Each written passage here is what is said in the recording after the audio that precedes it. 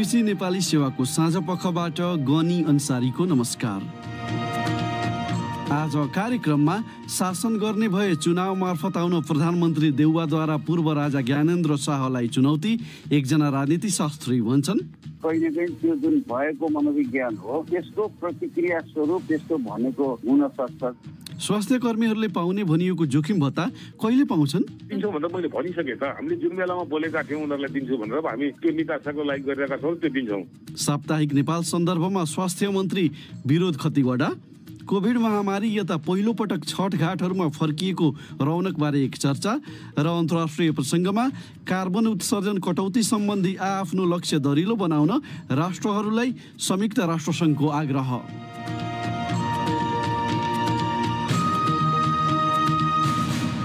तर सबैभन्दा पहिला आजका प्रमुख विश्व समाचार। विष्णु पोखरेलबाट समाचार सुन्नुहोस्। संयुक्त राष्ट्रसङ्घले जलवायु सम्मेलनमा भेला भएका विश्व नेताहरूले कार्बन उत्सर्जनमा अर्थपूर्ण र मापन योग्य कटौती गर्नै पर्ने बताएको छ। उसले भयावह विश्व तापमान वृद्धिलाई सीमित गर्ने कुनै पनि सम्भावनाका पक्षमा उभिन उनीहरूले यस्तो गर्नुपर्ने जनाएको हो। सम्भावित सम्झौताको पहिलो मस्यौदामा राष्ट्रसङ्घले कोइला र जीवाश्ममा आधारित इन्धनलाई दिइँदै आएको सहुलियतलाई चरणबद्ध रूपमा अन्त्य गर्न आह्वान गरेको छ। तर वातावरणवादी समूहहरूले चाहिँ उक्त मस्यौदाले आकस्मिक रूपमा कार्य गर्नुको साटो अझै पनि राम्रो हुने आशा मात्र राखेको भन्दै आलोचना गरेका छन्। थाइल्यान्डको एउटा अदालतले गत वर्षको एउटा प्रदर्शनमा राजनीतिमा त्यहाँको राज संस्थाको भूमिकामा सुधार गर्नुपर्ने भनी राखिएको माग असंवैधानिक भएको ठहर गरेको छ। उक्त अदालतले प्रदर्शनकारीहरूका 3 जना नेताहरूले अहिलेको प्रणालीलाई समाप्त पार्ने कोसिस गरेको भन्दै पुनः त्यस्ता खालका वक्तव्यहरू नदिन आदेश दिएको छ। उक्त आदेशको उद्देश्य थाइल्यान्डमा लामो समयदेखि वर्जित रहेको राज संस्थामाथिको बहसलाई रोक्नु रहेको जस्तो देखिन्छ। बीबीसीका जोनाथन हेड भन्छन्, यो आदेशले प्रभावकारी रूपमा थाइल्यान्डमा राजतन्त्रबारे सार्वजनिक रूपमा गरिने कुनै पनि खालका बहसहरूलाई बन्द गरिदिन्छ। अनि अदालतले उद्धृत गरेका जेलमा रहेका 3 अधिकार कर्मीहरूलाई मृत्युदण्ड दिन बाटो खोलिदिन्छ। बीबीसी संवाददाताको भनाई। जर्मनीका एकजना प्रमुख भाइरोलोजिस्ट क्रिस्टियन डोस्टिनले यदि हालैको कोरोना भाइरस संक्रमण वृद्धिलाई रोक्ने कुनै उपाय नगरिए उक्त देशमा थप 1 लाख मानिसहरूको कोभिडका कारण ज्यान जान सक्ने बताएका छन्। जर्मनीमा महामारी सुरु भए यता लगातार 3 दिनदेखि हालसम्मकै सबैभन्दा धेरै संक्रमण देखिएको छ। उक्त देशमा कोरोना भाइरसको चौथो लहर आएको हो। बीबीसी की जेनी हिल भन्छिन्, गत 24 घण्टामा करिब 40,000 संक्रमण पाइएका छन्। यो जर्मनीमा हालसम्मकै उच्च हो। देशका केही भागका अस्पतालहरू भरिन थालेको बताइएको छ। बीबीसी संवाददाताको भनाई। तपाईँ बीबीसी नेपाली सेवाबाट साँझ पख सुनिरहनु भएको छ। पाकिस्तानको सर्वोच्च अदालतले सन् 2014मा एउटा सैनिक विद्यालयमा भएको हमलाको विषयलाई लिएर त्यहाँका प्रधानमन्त्री इमरान खानसँग सोधपुछ गरेको छ। उक्त हमलामा परेर 130 भन्दा बढी बालबालिकाहरू मारिएका थिए। आज बिहान अदालतमा बोलाउँदै खानलाई पठाइएको पत्रमा सर्वोच्च अदालतले कारबाही गर्नुको साटो उक्त हमला गराउने भनिएको पाकिस्तानी तालिबानसँग उनले किन सम्झौता गरिरहेका छन् भनेर सोधेको छ। पाकिस्तानले सोमबार स्थानीय तालिबान लडाकुसँग युद्ध विराम गर्ने सहमति गरेको थियो। निर्वासित तिब्बती धार्मिक नेता दलाई लामाले चिनिया नेताहरूलाई जातीय अल्पसंख्यकमाथि अत्यधिक नियन्त्रण गरेको आरोप लगाएका छन्। उनले ती नेताहरूले चीनभित्र तिब्बत र सिन्जियाङमा जस्ता कयौं अनुपम संस्कृतिहरू रहेको नबुझेको बताए। उनले चीनमा विशेष गरी हान जातीय समुदायका मानिसहरूलाई प्रमुख प्राथमिकतामा राखिएको बताएका छन्। चीनका अधिकांश नेताहरू उक्त जातिका रहेका छन्। र गत अगस्तमा अफगानिस्तानको सत्ता आफ्नो हातमा लिएपछि तालिबान सरकारका उच्च अधिकारीहरूको एउटा टोली पहिलो पटक पाकिस्तान भ्रमणमा पुगेको छ। एकजना प्रवक्ताले उक्त टोली र पाकिस्तानी अधिकारीहरूबीच व्यापार तथा पारवहनमा केन्द्रित वार्ता हुने बताएका छन्। तालिबानले अन्तर्राष्ट्रिय समुदायबाट मान्यता पाउन र विदेशमा रहेको सम्पत्ति रोक्का नगर्न चाहेको छ। तालिबानसँग पाकिस्तानको लामो समयदेखिको सम्बन्ध भए पनि हालसम्म उसले तालिबान सत्तालाई औपचारिक रूपमा मान्यता दिएको छैन। यो BBC नेपाली सेवा हो।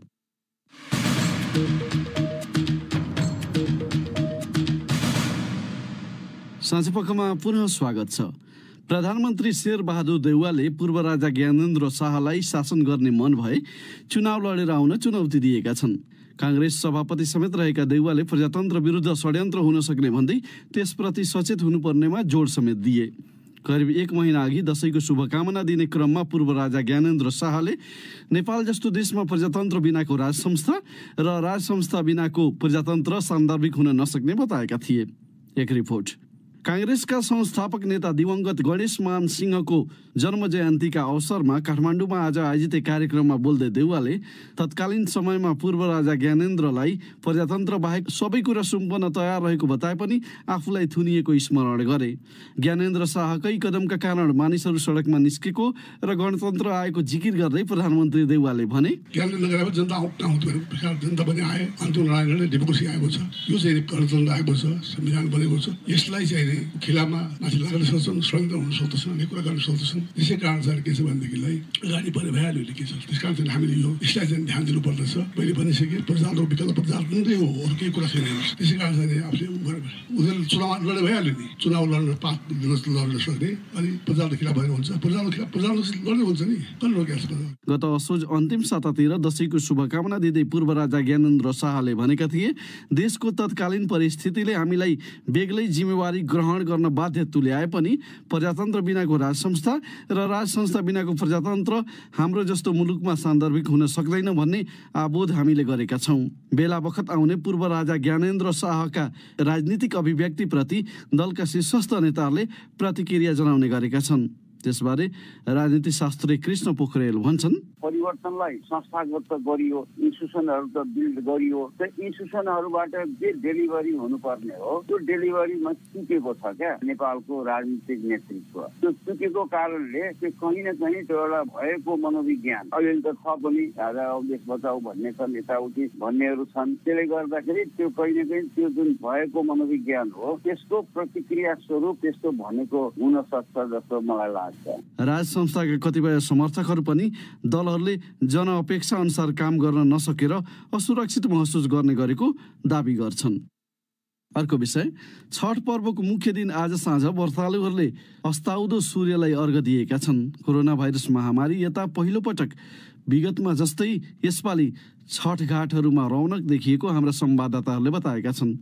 यसै सन्दर्भमा अघि साँझ वीरगञ्ज स्थित एउटा छठ घाट पुगेकी हाम्री संवाददाता माधुरी महतोलाई त्यहाँको माहौलबारे हामीले सोधेका थियौँ। 2 वर्ष कोरोना भाइरस महामारीको कारण एकदमै धेरै सुनसान देखिएको घाट, एकजना पनि मान्छे नदेखिएको घाटमा यसपालि मान्छे नै मान्छे होइन, व्रतालु महिलाहरूदेखि लिएर पुरुष बच्चाहरू सबै देखिन्छन् र एकदमै हर्षित मुद्रामा देखिन्छन्। 2 वर्ष घाटमा आउन नपाएका व्रतालुहरू यस वर्ष धुमधामका साथ छठ मनाउन पाएछन् र जुन ठाउँमा उनीहरू वर्षौंदेखि छठ मनाउँदै आएका छन् यस वर्ष पनि आफ्नै घाटमा आफ्नै स्थानमा आएर उनीहरू बसेका छन् र एकदमै रौनक देखिन्छ घाटमा। म भएको ठाउँमा चाहिँ 4वटा घाट बनाइएको छ र सबै घाटमा चाहिँ लगभग 100-150 भन्दा बढी मानिस व्रतालुहरू नै देखिन्छन् र सबैजनाले आफ्नो जुन प्रसाद हुन्छ छठी मातालाई चढाउनु पर्ने आफ्नो अगाडि सुपलीमा दौरामा ढकनी लगायत केरा सबै आफ्नो अगाडि राखेछन्, दियो बालेछन् र छठी माताको प्रतीक बनाएछन् माटोले र त्यो छठी मातालाई चाहिँ पूजा पाठ गरेर दियो बालेर आफ्नो ठाउँमा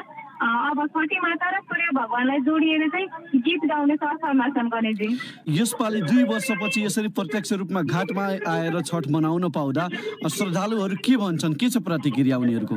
योभन्दा पहिले घरमै उनीहरूले आफ्नो सानो सानो पोखरी खनेर वा पोखरी बनाएर चाहिँ उनीहरूले पूजापाठ गर्नुपर्ने बाध्यता थियो भने यसपालि चाहिँ उनीहरू घाटमै आएर घाटमै पूजा गर्न पाएर चाहिँ एकदमै खुसी छौँ भनेर उनीहरूले भनेका छन्। र केही व्रतालुहरूसँग मैले कुराकानी गरेको थिएँ, उहाँहरू चाहिँ एकदमै हर्षित हुनुहुन्छ। जस्तो अब वर्षमा एकपटक परिवारका बाहिर भएका सदस्यहरू पनि छठ मान्नैका लागि घर आउँछन् र घाटमा चाहिँ सबै पारिवारिक मात्र होइन कि छिमेकीदेखि लिएर नभेटेका व्रतालु बोल्नु नभेटेका जो छिमेकीहरू हुन्छ, आफन्तहरू हुन्छन्, सबैसँग भेट्न रमाइलो गर्न पाइन्छ र एउटा आशाको रूपमा छठी मातालाई चाहिँ सँगै पूजा गर्न पाइन्छ भनेर। र सबैभन्दा ठुलो कुरा मनमुटाव भएका पनि जुन हुन्छन् छिमेकीहरू, उहाँहरूमा पनि यो बेला चाहिँ घाटमा एकदमै मेलमिलाप भएको, एकदमै खुसीका साथ सँगसँगै बसेर चाहिँ छठी माताको पूजा गरेको पनि रौनक देखिन्छ होइन, एकदमै रमाइलो दृश्य देखिन्छ। त्यो चाहिँ अझ पनि देखिरहेछन् र उनीहरूले व्रत गरेपछि जलाशयमै गएर भगवानलाई अर्घ दिनुपर्छ, सूर्य भगवानलाई अर्घ दिनुपर्छ, छठी मातालाई पूजा गर्नुपर्छ भनेर जुन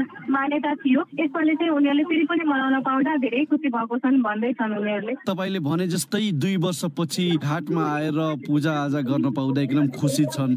त्यो हिसाबले उपस्थिति पनि बढ्ने नै भयो मान्छेहरूको 2 वर्षपछि त्यसरी प्रत्यक्ष रूपमा सामेल हुन पाइने भएकोले। छठ घाटहरूको व्यवस्थापन चाहिँ के कसरी गरिएको छ अब अन्त्यमा?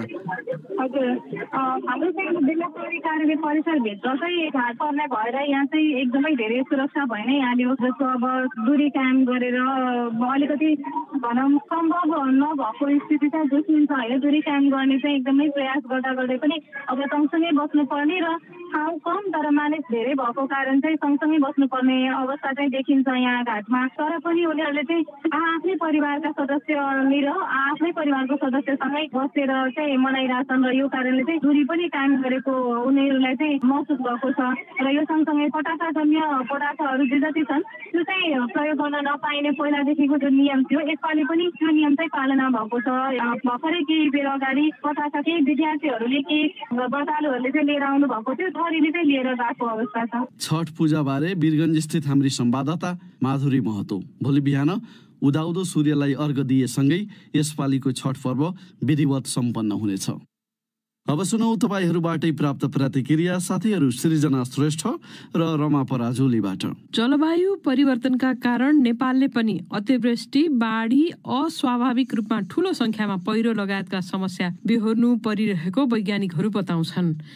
यस्तो प्रकोप न्यूनीकरण गर्न र प्रकोपसँग सँगसँगै बाँच्न सिक्न वा सिकाउन कसले के गर्नु पर्ला भनी आज हामीले सामाजिक सञ्जाल ट्विटर र फेसबुकमा सोधेका थियौं। हामीलाई प्राप्त जवाफमध्ये केहीलाई यहाँ प्रस्तुत गर्दैछौं। फेसबुकमा जित बहादुर धामीले लेखेका छन्, सबैले मिलेर प्रकोप न्यूनीकरण गर्नुपर्छ। जनताले पनि वातावरण प्रतिकूल हुने खालका गतिविधि गर्नु हुँदैन। धेरै रुखहरू काट्नु भएन, आगो लगाउनु भएन, बाढी पहिरो जाने खालका जमिन खन्नु भएन, अनि खतरा उत्पन्न हुने ठाउँमा बसोबास गर्नु भएन। रुखहरू नभएको ठाउँमा नयाँ बोट बिरुवा लगाउनु पर्यो। खतराबाट बच्ने मौसम सम्बन्धी जानकारी लिने र नदीको किनारमा नबस्ने गर्नु पर्यो। नेपाल सरकारले पनि सबैलाई वातावरण प्रतिकूल हुने कार्यबारे जानकारी दिने नीति नियम लागू गर्नु पर्यो र वातावरण प्रतिकूल हुने उद्योगहरू बिस्तारै हटाउँदै जानु पर्यो। माधव घिमिरेको मत यस्तो छ, वातावरण संरक्षणको लागि हामीले आफ्नै घरबाटै सुरु गर्नुपर्छ। सामान किन्दा घरेलु झोलाको प्रयोग गरेर प्लास्टिक झोला प्रयोग नगर्ने, जथाभावी खेतबारी वा जंगलमा आगो नलगाउने र बालबालिकालाई पनि यसको असरबारे बुझाउने गर्नुपर्छ। त्यस्तै हरेक व्यक्तिले आफ्नो जन्मदिनमा कम्तीमा एउटा बिरुवा रोप्ने, कीटनाशक औषधि र रासायनिक मलको प्रयोग नगर्ने तथा सबैले पृथ्वी हाम्रो साझा सम्पत्ति हो भनेर सोच्ने बेला भएको छ। सरकारी स्तरबाट पनि पुराना र धेरै प्रदूषण हुने कारखानालाई आधुनिकीकरण गर्ने, मापदण्ड नपुगेका र धेरै धुवाँ फाल्ने गाडी चल्न नदिने गरेमा हाम्रो अवस्था राम्रो हुनेछ। दधी मगर लेख्छन्, प्रकोप सँगसँगै बाँच्न सिक्दा नै बाढी पहिरोले सबै लग्यो। खै कति सँगै हुने, कति टाढा हुने, चाहेर पनि केही नहुने, बाध्यता आफ्नै आफ्नै। सरकारले हो नि सबै चाँजोपाँजो मिलाउनु पर्ने त। सङ्घर्ष बेगहा लिम्बूको सुझाव यस्तो छ, जलवायु परिवर्तन के हो? जलवायु परिवर्तनबाट प्रकृति र प्राणीमा कस्तो असर पर्छ यस बारेमा सबैलाई जानकारी गराउने, जलवायु परिवर्तन हुन नदिन उचित उपाय सबैले अपनाउने।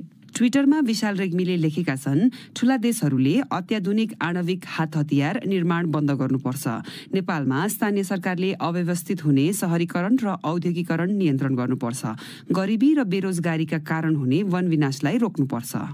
साँझपखमा नेपाल बाहिरका केही विषय। युकेको ग्लास्गोमा जारी विश्व जलवायु सम्मेलनमा सार्वजनिक एउटा सम्झौताको मस्यौदामा राष्ट्रहरूलाई सन् 2022को अन्त्यसम्ममा आफ्नो कार्बन उत्सर्जन लक्ष्यलाई दरिलो बनाउन आह्वान गरिएको छ।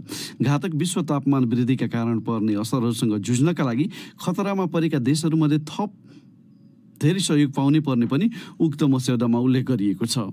BBC विवरणमा आधारित रिपोर्ट सुनौ विष्णु पोखरेलबाट। उक्त सम्झौताको मस्यौदामा नेट जिरोमा पुग्नका लागि देशहरूले आगामी वर्षभित्र दीर्घकालीन रणनीतिहरू बनाएर पेश गर्नुपर्ने बताइएको छ। आलोचकहरूले उक्त सम्झौता दीर्घकालीन असरहरू कम गर्ने दिशामा खासै अघि बढ्न नसकेको आरोप लगाएका छन्।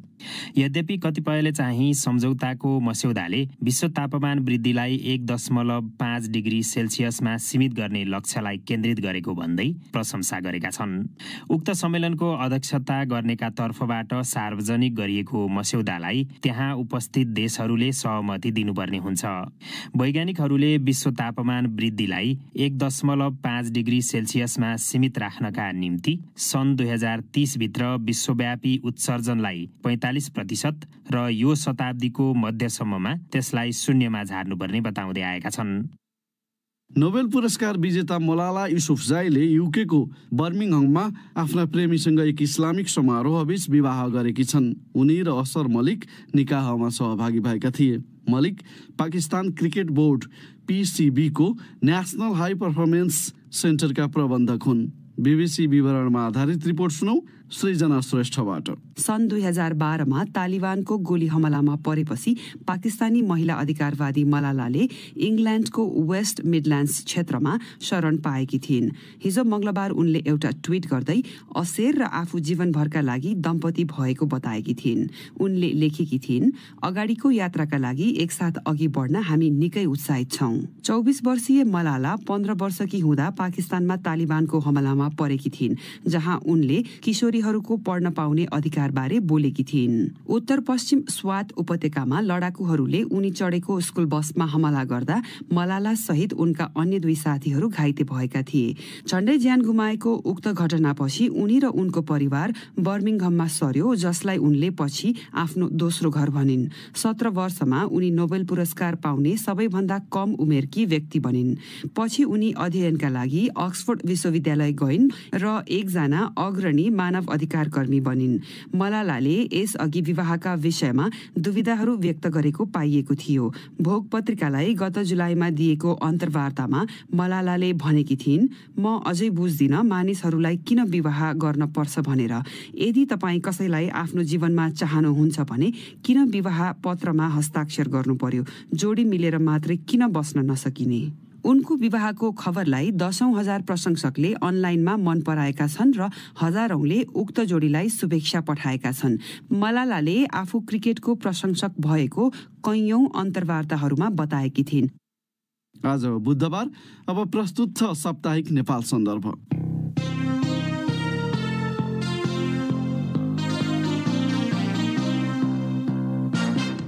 नेपाल सन्दर्भबाट विनिता दाहालको नमस्कार। कोरोना भाइरसको विश्वव्यापी महामारी सुरु भए यता नेपालमा स्वास्थ्य मन्त्रालयको नेतृत्वमा राज्य मन्त्री सहित 6 जना स्वास्थ्य मन्त्रीहरू फेरिसकेका छन्। पछिल्लो पटक स्वास्थ्य मन्त्रीमा गठबन्धन भित्रको नेकपा एकीकृत समाजवादी दलका नेता विरोध खतिवडा नियुक्त भए। आफ्नो नेतृत्वमा सरकार बनेसँगै प्रधानमन्त्री शेरबहादुर देउवाले सरकारको पहिलो प्राथमिकतामा खोप रहेको र यो वर्षभित्र सबै नागरिकले खोप पाउने गरी सरकारले काम गर्ने बताएका थिए। खोप अभियान सुरु भए यता अहिलेसम्म कुल जनसंख्याको करिब 25%ले पूर्ण मात्रा खोप पाएका छन्। भारत, चीन, जापान, अमेरिका लगायत विभिन्न देशबाट खोपहरू आएका छन् र आउने क्रम जारी छ। अभियान सुरु भएको 9 महिनामा कुल जनसंख्याको लगभग 1/4 जनसंख्यालाई खोप लगाएको सरकारले अबको 5 महिनाभित्र 12 वर्ष माथिका सबै नागरिकलाई खोप लगाइसक्ला। यिनै विषयमा केन्द्रित भएर आज हामीले साप्ताहिक नेपाल सन्दर्भका लागि स्वास्थ्य तथा जनसंख्या मन्त्री विरोध खतिवडासँग कुराकानी गरेका छौं। सुरुमा मैले उनलाई सोधेको छु, सरकारले भने अनुसार यो वर्षभित्रै सबै नागरिकले खोप पाइसक्लान्? लक्षित समूहको 72%लाई लगाउने भन्ने हाम्रो लक्ष्य हो।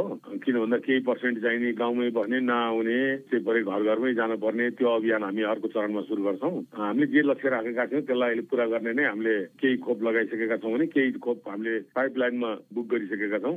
त्यसकारणले हामीलाई त्यो लक्ष्य प्राप्त गर्नलाई समस्या छैन। हामी त्यसमा लक्ष्य अनुसारै प्रगतिमा छौँ। त्यसका लागि खोप चाहिँ कहाँबाट कुन खोप कति मात्रा आउँदैछ अहिलेको चरण? खास गरेर हामीलाई चीन, अमेरिका, भारतबाट मुख्य रूपले आइरहेको छ।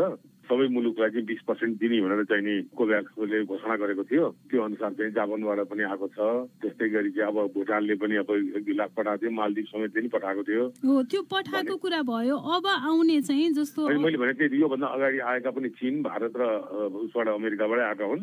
अब अहिले पनि हाम्रो चाहिँ नि चीनबाट पनि पाइपलाइनमा 60 लाख भन्दा बढी खोप र सहयोग गर्ने भनेर वचन दिएका झन्डै 20 लाख थप खोपहरू पनि पाइपलाइनमा छन्। यता अमेरिकाकोबाट पनि चाहिँ नि फाइजर र मोडर्ना चाहिँ हामीले 1 करोड सहमति गरेका छौँ। त्यसका लागि खरिद प्रक्रिया सुरु पनि भइसक्यो हैन? सुरु पनि भइसक्यो। क्याबिनेटले फाइजरको 60 लाख 61 लाख आसपास खरिदको लागि चाहिँ भुक्तानी गर्ने चाहिँ अनुमति क्याबिनेटबाट लिइसकेका छौँ। 1 लाख भन्दा अलिक केही बढी खोप प्रयोगात्मकको लागि भनेर केही हप्ता अगाडि आइसकेको छ र हामी त्यसलाई 7 प्रदेशमा खास गरेर चाहिँ 12-18 वर्षका बालबालिकाहरू जो मुटु रोग, किडनी रोग अथवा चाहिँ अनेकौं खालका चाहिँ रोगले ग्रस्त भएका अलग क्षमताका बालबालिकाहरूलाई पहिलो प्राथमिकता त्यो लाउने प्रक्रियामा छौँ र यो पनि हामीले राष्ट्र ब्याङ्क मार्फत सिधै उत्पादक संस्थालाई भुक्तानी गर्ने गरी क्याबिनेटबाट पारित गरिसकेका छौँ। क्याबिनेटले त्यो पारित गरेको खोप चाहिँ एकै चरणमा आउँछ कि पटक होइन? खण्ड हामीसँग भण्डारण क्षमता र अनेक कारणले गर्दा खण्ड खण्डमा आउँछ। हाम्रो यहाँ भण्डारण क्षमतालाई ध्यान दिएर 10 लाख 15 लाख आसपासको हिसाबबाट चरण गरेर लिन्छौँ। त्यही त यो फाइजर र मोडर्ना चाहिँ खास गरी अन्य खोपको तुलनामा बढी चिस्यानमा राख्नुपर्ने होइन? त्यसको लागि चाहिँ अब जति ल्याउने बित्तिकै प्रयोग हुने गरी मात्रै त्यो अनुसार ल्याउने सरकारको त्यो बढी माइनस डिग्रीमा राख्नुपर्ने हुनाले त्यो त हामीसँग पनि केही क्षमता त छ। तपाईँले भने जस्तो चाहिँ अन्य योभन्दा अगाडि 18 वर्षभन्दा माथिकोलाई लाग्ने खोप जुन ढङ्गको चिस्यानमा राख्नु पर्थ्यो त्योभन्दा बढी यसलाई आवश्यक पर्ने मोडर्ना र यसलाई पर्ने भन्ने कुरो छ। त्यसले गर्दा त्यो केही क्षमता हामीसँग छ, त्यसलाई पनि प्रयोग गर्छौँ। होइन भने 1 महिनाभित्र यो खोपलाई प्रयोग गर्न परिसक्ने हुनाले यो जुन सामान्य चिस्यान अरू खोपको छ त्यो अनुसार पनि 1 महिना यसलाई चलाउन सकिने हुनाले त्यो समेतलाई दृष्टिगत गरेर हामी खण्ड गरेर यसलाई लिएर आउँछौँ। त्यो खोपको प्राथमिकतामा चाहिँ अब अहिले 18 माथिकालाई लगाइरहेको भएर 12 देखि 18 का पर्सन कि त्यसको लक्षित वर्ग कुन हुन्छन्? अहिले हामीले त्यसलाई लक्षित वर्ग चाहिँ 12-18 नै हो। यद्यपि विज्ञहरूले यसलाई 18 भन्दा माथिकोलाई पनि यो मोडर्ना र फाइजर लगाउनै नहुने भन्ने चाहिँ होइन, लगाउन मिल्छ। तर योभन्दा अगाडिका खोप 18 माथिकालाई मात्रै प्रयोग गर्न सकिने भन्ने थियो भने यो खोप हामीले 12 देखि 18 सम्मका लागि प्रयोग गर्न सक्ने भन्ने कुरो भएको हुनाले हामी यसको लक्षित समूह चाहिँ 12-18 नै केन्द्रित गरेर गर्छौँ। अहिले अब यो 12-18 लाई लक्षित गर्ने भनेर सरकारले भनिरहँदाखेरि चाहिँ सबै विद्यालयहरू चाहिँ खोप लगाएर बालबालिकाहरू भौतिक रूपमा विद्यालय जान कहिलेबाट पाउलान् त? अहिले हामीले गरेको 1 करोड खोपले मलाई लाग्छ यो 12-18 समूहलाई पर्याप्तै हुन्छ जस्तो लाग्छ मलाई। त्यसले गर्दा कहिलेबाट भन्दा पनि हाम्रो यहाँको भण्डारण क्षमताले गर्दा हामी यसलाई क्रमिक रूपले गर्दै जाने हो। त्यसले तपाईँले भने जस्तो ठ्याक्क डेट त हामी भन्न सक्दैनौँ, तर पनि अब यो हाम्रो प्रक्रिया सुरु भएको हुनाले हामी सम्भवतः 3-4 महिनाभित्र यसलाई सम्पन्न गर्छौँ। भनेको खोप लगाइसकिन्छ कि खोप आउँछ 3-4 महिनाभित्र? होइन, लगाउने प्रक्रिया त अब लगभग 1 लाख दिएर प्रयोगात्मक भइसकेका। उनीहरूले पैसा भुक्तानी पाएपछि हामीलाई लगभग 1-1.5 महिनाभित्रै खोपको पहिलो लट आउँछ र हामी काम सुरु गरिहाल्छौँ। तपाईँ के बुझ्नुहोस् भने हामी यसलाई चाँडै नै ल्याउँछौँ र चाहिँ रिक्वेस्ट पनि गरेका छौँ। खोप वितरण चाहिँ समानुपातिक भएन भन्ने खालको गुनासो असाध्यै धेरै सुनिन्छ। त्यस्तो होइन होला, जहाँ तोकिएको छ त्यहाँ त अब क्युमा बस्नु पर्यो। जसले जो पहिला गयो उसले नै प्राथमिकता पाउने स्वाभाविकै कुरो भइहाल्यो। त्यसमा यो 12-18 को त हामीले अब अहिले प्रयोग सुरु नै भएको छैन, त्यस कारणले यसमा गुनासो आउने भन्ने कुरो आउने भएन। यो 18 माथिको लागि त हामीसँग पर्याप्त खोप छ। त्यसमा अहिले त हामीले काठमाडौँबाट बाहिर जाने र काठमाडौँभित्र आउने 4वटा नाकामा चाहिँ हामीले गोङबु बस पार्क, यतापट्टि कोटेश्वर, यता दक्षिण जानको लागि बल्खु, यतापट्टि पश्चिम जानको लागि कलङ्की, यी यस्ता बस पार्कमा नै हामीले यात्रुहरूलाई देशभरि रोका ल्याउने र लाने नहोस् भनेर हामीले काठमाडौँ जस्तो ठुला शहरमा खोप पाइयो, ग्रामीणमा पनि जोखिममा त छन् नि जनता, त्यहाँ चाहिँ पाइएन भन्ने खालको यसो त्यहाँ चाहिँ ध्वनिका कुरा पनि विभिन्न कारणले होला। नत्र भने पहिला जुन हल्ला चलेका कुरा थिए त्यो अहिले त्यो स्थिति होइन। हामीसँग पर्याप्त खोप छ, अहिले स्टक पनि छ र हामीले पाइपलाइन पनि राखिसकेका छौँ। यहाँले स्थापना होला अस्ति मात्रै पनि 16 लाख डोज चाहिँ चीनबाट हामीले ल्याइसकेका छौँ केही हप्ता अगाडि। अनि हिजो मात्रै पनि चाहिँ नि 16 लाख डोज अस्ति मैले पनि चिनिया राजदूतबाट हस्तान्तरण गरेर मैले लिएँ। अनि त्यसपछि सेनाको नाममा अरू नाममा पनि केही 3 लाख लगायतका डोज खोपहरू आइसकेको छ। त्यसले गर्दा यो ग्रामीण क्षेत्रमा चाहिँ पुगेको छ र हामीले त्यहाँ नियमित रूपले ग्रामीण क्षेत्रमा स्वास्थ्य कर्मीहरूको अभाव हुने हुनाले हामीले त्यो तोकिएका मितिहरूमा चाहिँ विभिन्न केन्द्रहरू तोकेर गरिरहेका छौँ। मेरो चाहिँ अरू आम नागरिकलाई मेरो अनुरोध चाहिँ त्यो तोकिएको केन्द्रमा पुगिदिनुहोस्। तपाईँहरूले चाहिँ नि खोप नपाएर फर्किनु पर्ने हुँदैन। अनि त्यहाँ पुग्न नसक्नेहरूको हकमा जस्तो अब हामी एउटा केही पर्सेन्ट जनसङ्ख्या चाहिँ नि आफ्नै काममा रमाउने, गाउँघरतिरै बस्ने, यसको यो प्रचार प्रसार पनि नपुग्ने वा पुगेको भए पनि यसप्रति लापरवाही देखाउने एउटा केही पर्सेन्टेज छ भने केही पर्सेन्टेज चाहिँ नि घरबाट निस्किन नसक्ने, विभिन्न असचेतनताका कारणले खोप केन्द्रसम्म जान नसक्ने एउटा यस्तो पनि केही संख्या देखिएको छ। त्यसकारणले चाहिँ नि अब शहरी क्षेत्रबाट हुँदै ग्रामीणतिर जान्छौँ कि कसरी जान्छौँ यसतर्फ हामी होमवर्क गरिरहेका छौँ। स्थानीय निकायलाई अब डाटा कलेक्सन गर्न भन्छौँ हामी। यो घरबाट निक्लेर खोप केन्द्रसम्म जान नसक्ने व्यक्तिका नाम ठेगाना सहितको कति हुन्छ त्यो कलेक्सन गर्न भनेर हामी चाहिँ नि भ्यानबाट भए पनि स्वास्थ्य कर्मीलाई चाहिँ घर घरमै असक्षम केन्द्रसम्म नआउन नसक्ने बिमारीको कारणले वा उमेरका कारणले त्यस्तो चाहिँ म घर घरमै सेवा दिनुपर्छ भन्ने पनि हामीले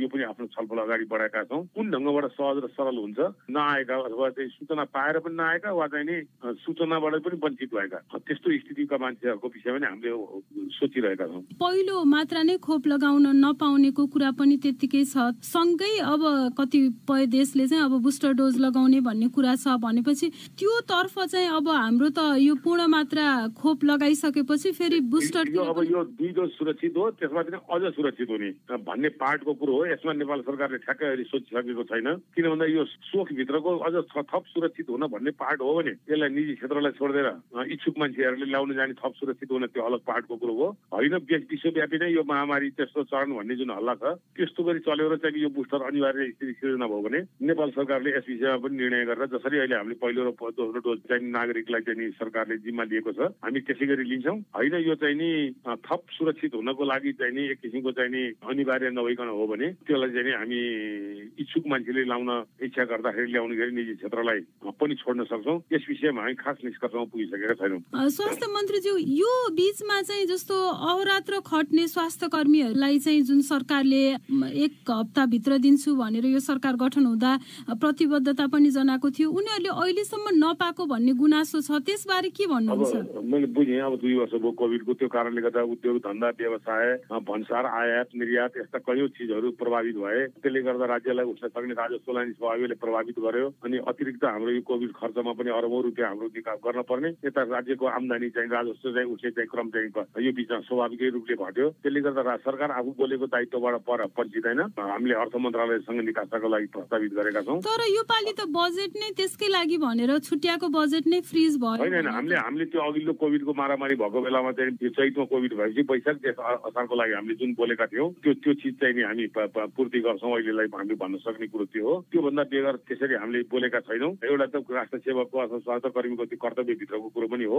र राज्यसँग आफूसँग अलिकति कम्फर्टेबल स्थिति हुँदाखेरि प्रोत्साहन स्वरूप फेरि पनि हामीले दिने कुरा त्यो हाम्रो आफ्नो महामारीको बेलामा सबैभन्दा महत्त्वपूर्ण अब दिनरात नभनी आफ्नो ज्यानै जोखिममा पारेर काम गर्ने स्वास्थ्य कर्मीहरूको लागि चाहिँ अब राजस्व यस्तो कुरा उठाएर उनीहरूलाई दिन्छु भनेको जोखिम हामीले बोलेको कुरो दिन्छौँ भनेर मैले भनिसकेँ त। हामीले जुन बेलामा बोलेका थियौँ उनीहरूलाई दिन्छु भनेर हामी त्यो निकासको लागि गरिरहेका छौँ त्यो दिन्छौँ। आज बिहान भर्खर पनि मैले स्वास्थ्य कर्मीसँग कुरा गर्दाखेरि चाहिँ उहाँहरूको कुन उत्साहले अथवा कुन प्रेरणाले हामी काम गर्ने भन्ने खालको छ नि त्यो उनीहरूको गुनासो त जायज हो नि होइन? मैले नाजायज भन्दै भने सरकारले बोलेको कुरो दिनुपर्छ भन्ने कुरोमा जायज र नाजायज भन्ने प्रश्नै आएर नि। महामारीका बेला होइन तपाईँ अब लगभग 4-5 जना स्वास्थ्य मन्त्री पछि हुनुभयो स्वास्थ्य मन्त्री तपाईँलाई जे सोचेर म गर्छु भनेर आएको थिएँ अहिलेसम्म त्यो गर्न सके भन्ने लाग्छ?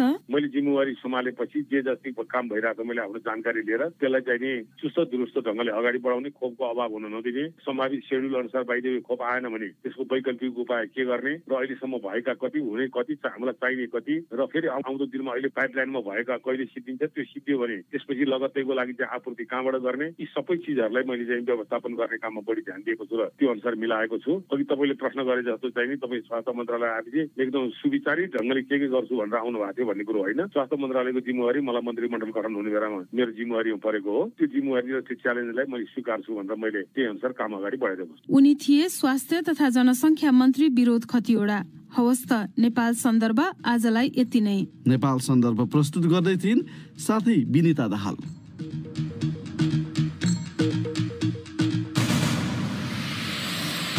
यसका साथै बीबीसी नेपाली सेवाको साँझ पख यहीँ सकिन्छ। भोलि बिहान 7:15 बजीसम्मका लागि हामी सबैलाई बिदा दिनुहोस्। नमस्कार।